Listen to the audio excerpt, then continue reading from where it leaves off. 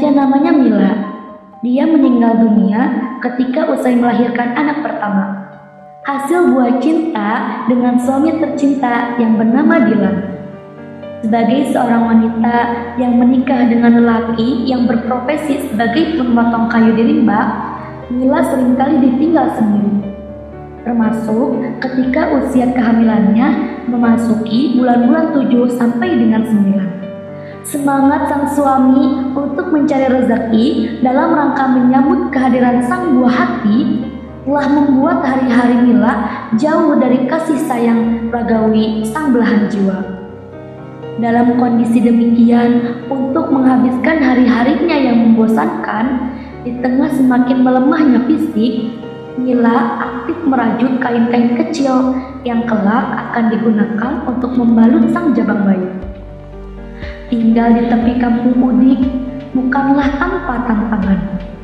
Banyaknya warga yang masih percaya pada klinik telah membuat malam-malam lela dirudung ketakutan.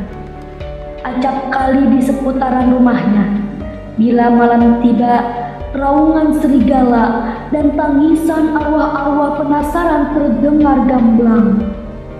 Bila arwah-arwah kiriman itu tiba, maka pastilah Mila akan menghabiskan malam dengan kesengsaraan. Bahkan beberapa kali di antaranya tubuhnya pernah dimasuki roh halus. Berpuluh-puluh dukun sudah mencoba memasang penangkal di seputaran rumah. Namun, sepertinya kekuatan orang-orang yang mengirim arwah ke rumah Mila lebih mumpuni. Bahkan, pernah seorang dukun dibuat terkapar tak berdaya setelah dihamuk oleh seorang burung atau hantu perempuan yang datang tengah malam. Hingga pada malam saat melahirkan sang buah hati, hantu-hantu sialan itu makin banyak hadir. Ada yang duduk di pekarangan rumah, ada yang masuk sampai ruang tamu, dan ada juga yang di dapur. Menurut cerita, Mila sangat menderita malam itu. Satu hantu perempuan duduk di bagian kepala, dua memegang perutnya, satu di kaki dan satu lagi menindih sang perempuan malam itu. Orang-orang kampung yang jumlahnya tak terbatas tidak mampu berbuat apa-apa. Semua kalut dalam doa-doa selamat. Sedangkan Dylan saat itu belum juga pulang dari hutan. Mila mengerang sekuat-kuatnya. Dia nampak kesakitan. Jin-jin kiriman mereka yang jahat semakin menjadi-jadi. Mila terus berjuang sambil menyebut asma Allah. Kerap juga dia memanggil-manggil nama Dylan. Hingga akhirnya setelah 5 jam bergelut dengan sakit disertai gangguan makhluk halus, akhirnya sang jabang bayi lahir dengan selamat, laki-laki. Untung tak dapat diraih, malang tidak dapat ditolak. Seiring bayi yang keluar dari rahimnya, Mila pun menghembuskan napas terakhir. Tanpa sempat memandang raut wajah sang buah hati yang sudah dia nantikan sejak 9 bulan lalu. Duka memenuhi seluruh isi rumah. Dylan baru tiba besok pagi setelah semalam suntuk dicari ke tengah rimba oleh beberapa pemuda desa. Ibunda Mila nampak terpukul sekali atas peristiwa tersebut. Bukan persoalan kematian yang dia sesali, namun kiriman hantu-hantu yang menyiksa anaknya yang membuat perempuan berusia 50 tahun itu begitu tak habis pikir. Hingga pada saat prosesi mengkafani, dia berbisik ke telinga Mila, "Aku percaya kamu adalah anak dan istri yang baik. Namun karena engkau dizolimi sekian lama oleh orang-orang yang dengki dan khianat, maka ada kewajiban bagimu untuk menuntut dendam. Balaslah mereka.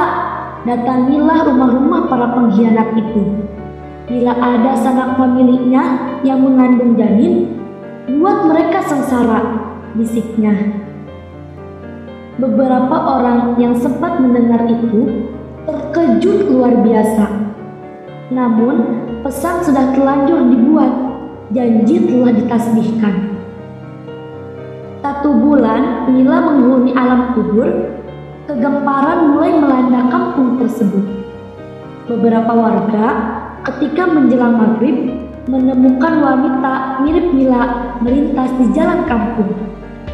Sesekali dia juga terlihat menuju rumah yang dibangun olehnya dan bilang.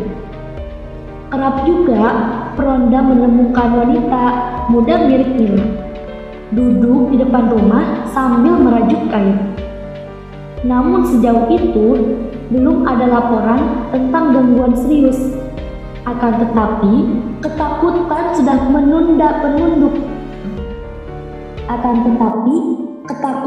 melanda penduduk kampung. Aktivitas warung kopi hanya sampai jam 5 sore. Anak-anak sudah tidak lagi mengaji di malam hari. Hingga pada suatu hari, arwah yang mirip Mila mulai rajin menyambangi wanita hamil. Berbeda dengan kelakuan hantu terdahulu yang menyiksa Mila, kali ini arwah yang mirip Mila hanya sekedar menampakkan diri di depan perempuan hamil. Dia hanya tersenyum dengan raut pucat. Kamila sampai setengah jam memandangi saya. Dia tersenyum. Akan tetapi raut wajahnya pucat. Saya ketakutan. Namun dia hanya menampakkan dirinya kepada saya. Sehingga saya harus menjerit-jerit ketakutan, ujar seorang wanita muda kepada keluarganya. Sekitar 3 bulan lebih, arwah itu bergentayangan di perkampungan. Hingga suatu hari, seseorang mendatangi rumah Ibunda Mila sambil meminta maaf. Lelaki itu mengaku dialah yang ketika Mila hidup sering mengirimkan ifrit untuk menakut-nakuti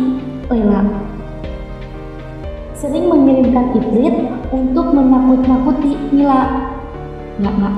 Lelaki itu mengaku dialah yang ketika Mila hidup sering mengirimkan ifrit untuk menakuti Mila.